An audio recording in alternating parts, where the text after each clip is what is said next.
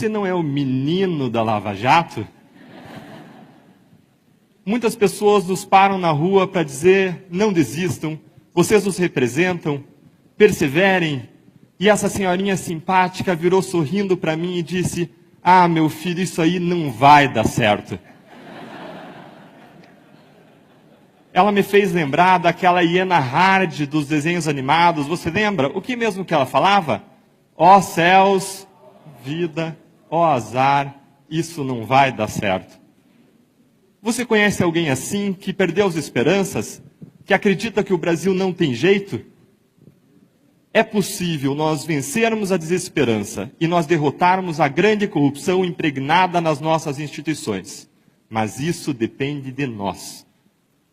Nós podemos reduzir o sofrimento humano causado pela corrupção, mortes em estradas ruins, desigualdade de oportunidades, falta de segurança pública, escolas péssimas, doenças causadas por falta de água tratada e de esgoto, aflição em filas de hospitais e tantos outros problemas.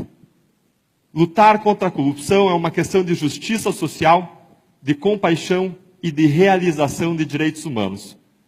Por isso, hoje nós vamos falar sobre sonhar, perseverar e ousar na luta contra a corrupção no Brasil. Bom, eu vou começar pelo sonho. Quando eu saía da faculdade, há 15 anos atrás, eu tinha um sonho de um Brasil melhor. Mas mais do que isso, eu queria contribuir para ele. O caminho que eu encontrei para isso foi a carreira de procurador da República. Meu objetivo era, nos casos criminais, alcançar a justiça e, com isso, ajudar a evitar a roubalheira e recuperar o dinheiro desviado. Em 2004, eu tive o meu primeiro grande caso de corrupção. Identificamos mais de 70 funcionários fantasmas na Assembleia Legislativa do Estado do Paraná. O dinheiro dos salários era desviado pelo esquema. Passados mais de 13 anos, adivinhem o que aconteceu? Nenhuma pessoa foi punida e nenhum centavo foi recuperado. Um ano depois, em 2005, eu passei a trabalhar no caso Banestado. Acusamos mais de 680 pessoas por crimes graves. Sabem quantas foram presas? Pouco mais de 10, menos de 2%. Em seguida, num novo caso, réus foram condenados, inclusive por corrupção, a penas que superaram 40 anos de prisão. Agora tudo seria diferente. Contudo, em 2016, os processos todos tinham ido por água abaixo por questões puramente formais. A minha história é parecida com a do Brasil num ponto. É uma história de fracassos na luta contra a corrupção. Um estudo mostra que 97 a cada 100 casos de corrupção comprovada acabam em plena impunidade. As engrenagens do sistema de justiça criminal estão concatenadas, ajustadas para não funcionar contra os poderosos. Foi nesse contexto que no início de 2014 eu fui convidado para entrar na Lava Jato. Um caso até então desconhecido, que era apenas uma montanha de trabalho. Como vocês veem, eu tinha várias razões para dizer não. Afinal de contas, nada que eu tinha feito até então tinha adiantado alguma coisa.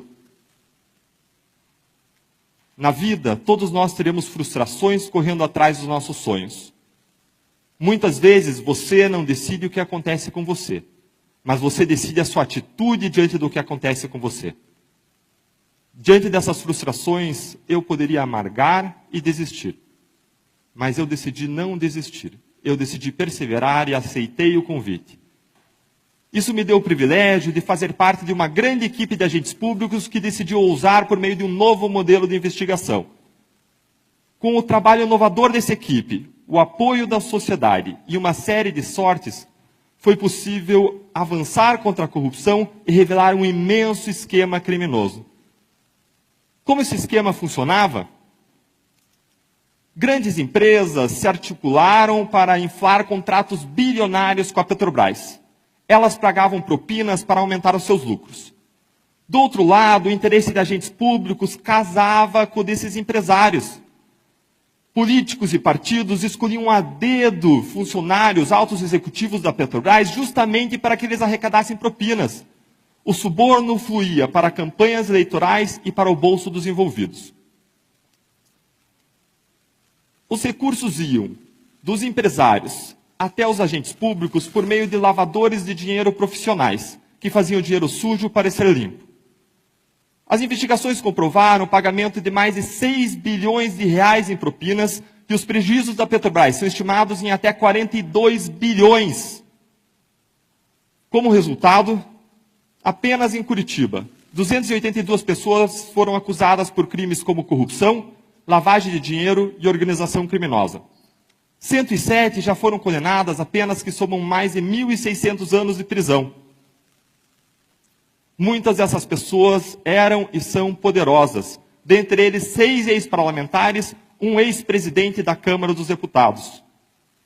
Em Brasília, apenas a colaboração da Odebrecht implicou quase 1/3 dos senadores e ministros e quase metade dos governadores.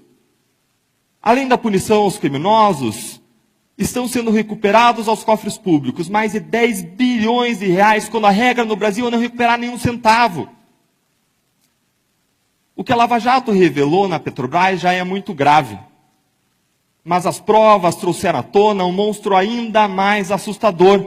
Esquemas semelhantes estavam espalhados em vários órgãos federais, estaduais e municipais. Descobriu-se que políticos e partidos desonestos escolhem para cargos de direção de órgãos públicos pessoas incumbidas de arrecadar propinas.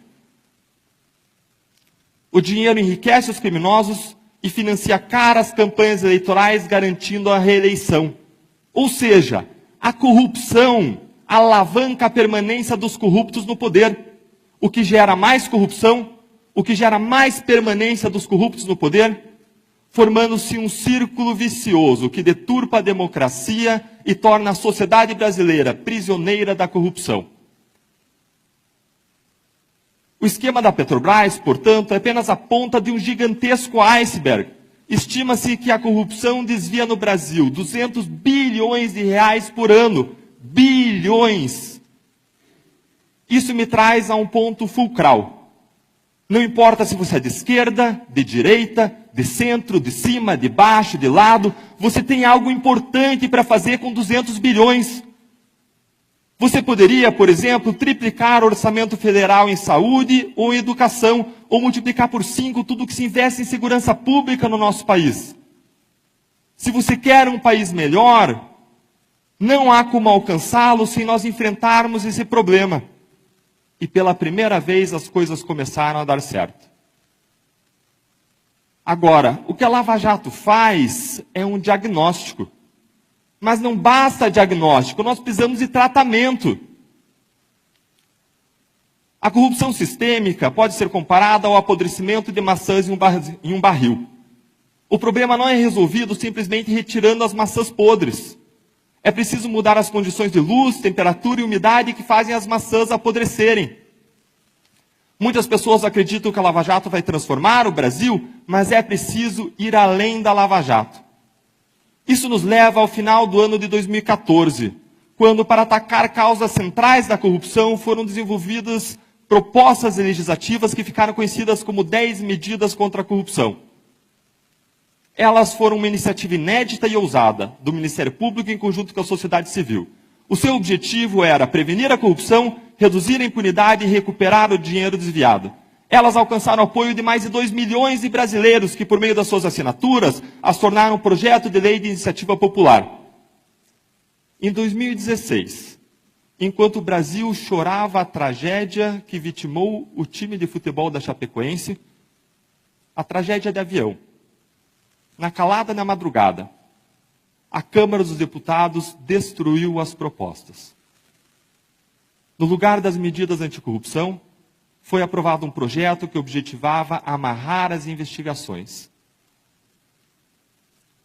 Novamente, nós podemos amargar e desistir.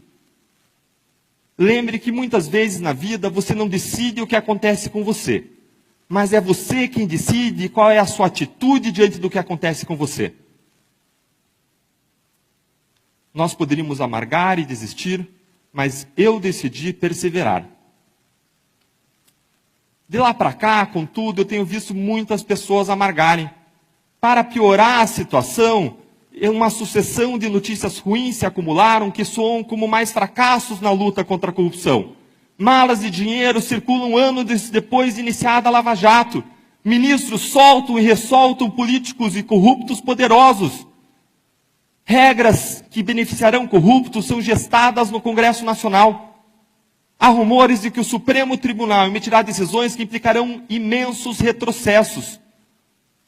Essa sucessão de fracassos alimenta dentro de nós um inimigo poderoso dos nossos sonhos, que é a desesperança.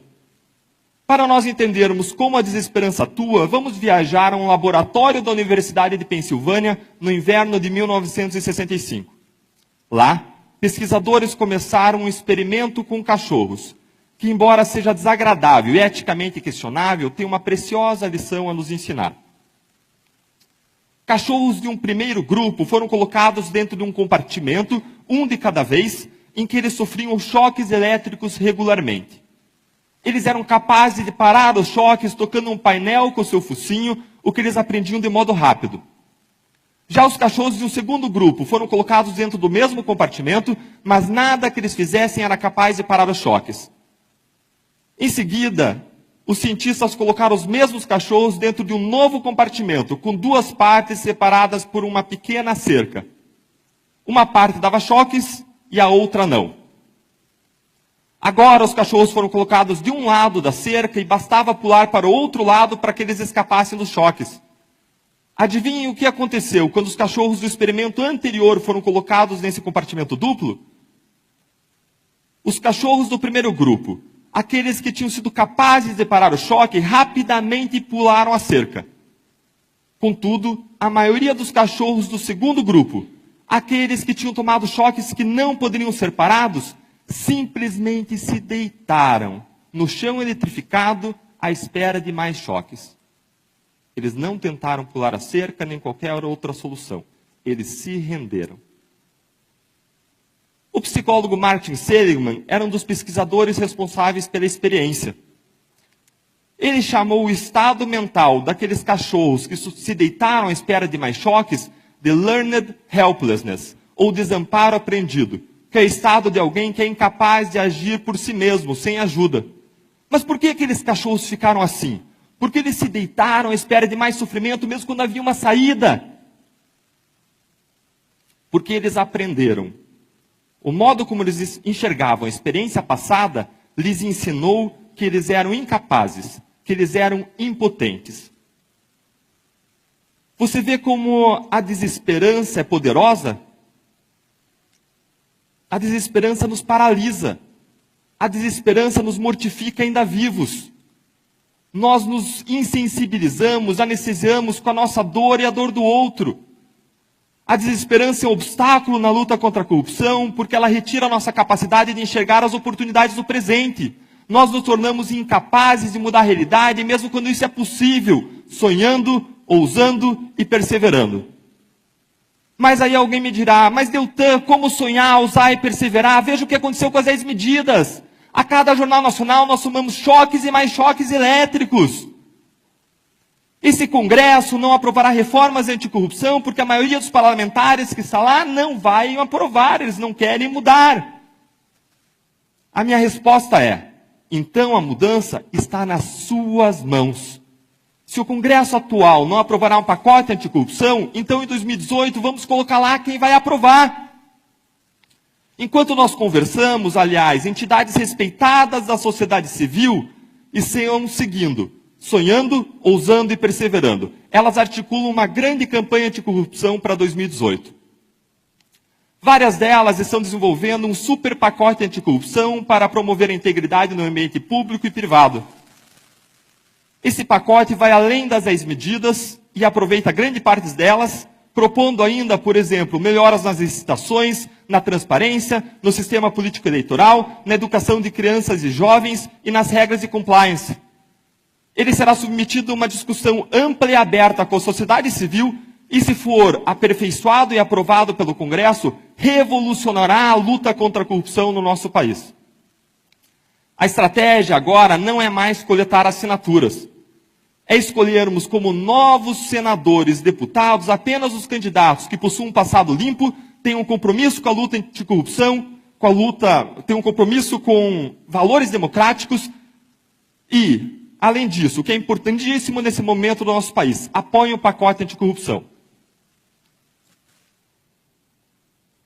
A ideia agora é nós tomarmos o endosso ao pacote como um critério inafastável para o voto que o cidadão conjugará com outros critérios da sua preferência. Não se trata mais de apenas uma campanha de voto limpo. Agora nós selecionaremos candidatos que nos levarão a um conjunto de leis que incentivarão a integridade, as quais com o tempo nos levarão a candidatos mais íntegros, o que tende a nos levar a novas leis que incentivam a integridade, inaugurando um novo círculo, agora um círculo virtuoso para o futuro. O meu maior medo é que alguns de nós, muitos de nós, como aqueles cachorros que se deitaram à espera de mais choques, não percebamos que em 2018 existe uma cerca baixa sendo colocada perto de nós. Nós podemos dar um grande salto contra a corrupção no Brasil. Talvez você esteja achando tudo isso muito bonito, mas queira me dizer, como aquela senhorinha do avião, ah, meu filho, isso aí não vai dar certo. Se você perdeu as esperanças, eu quero dizer que eu entendo você, mas eu quero propor um exercício mental. Pense na pessoa que você mais ama na face da terra. Talvez a sua mãe, ou o seu filho, o seu marido ou sua esposa. Imagine agora que você vai ao médico e ele lhe diz que essa pessoa que você tanto ama tem uma doença terminal e possui poucos meses de vida. O que você faz? Você vai para casa esperar ela morrer? Ou você vai fazer tudo o que estiver a seu alcance para salvar a vida dela? Indo de site em site, de médico em médico, dobrando seus joelhos e buscando a cura, ainda que seja improvável? A verdade é que existem causas pelas quais vale a pena se lutar, independentemente do resultado, e o nosso país é uma delas. Lutar contra a corrupção é lutar pelo nosso país, e lutar pelo nosso país é lutar por quem nós mais amamos, e nós jamais desistiríamos deles. Se o brasileiro é aquele que não desiste nunca, vamos dizer aqui que nós somos brasileiros e não desistiremos do nosso país. Nós seguiremos juntos, sonhando, ousando e perseverando. Muito obrigado.